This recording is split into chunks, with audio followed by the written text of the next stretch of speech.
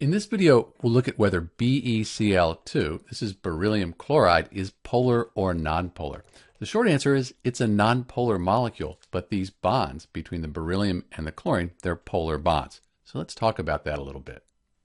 So we can look at the individual bond here to see if it's polar or nonpolar.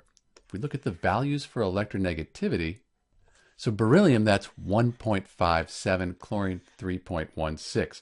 So when we're looking at this bond here, if this difference is greater than 0.5 but less than about 2, in general, it's going to be a polar bond. So the bond between the beryllium and the chlorine, that bond will be polar. That means these electrons here, the ones that are making up this bond shared between the beryllium and the chlorine, they'll spend more time with the chlorine, and therefore it'll have a negative partial charge.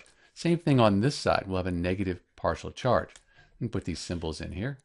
And even though these bonds are polar, the molecule overall is nonpolar. That's because it's symmetrical.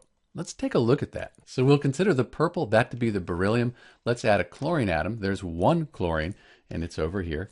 We add the other one, and you can see it spreads out. They're on opposite sides of the molecule. So we have the beryllium in the center, and on either side, we have those chlorine molecules. And you can think about those partial negative charges as canceling out. So overall, we have a nonpolar molecule.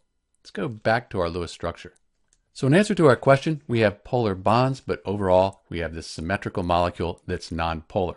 Do note also, beryllium only has 4 valence electrons here. It doesn't have an octet. That's okay. Beryllium, it's an exception. It's okay with just these 4 here.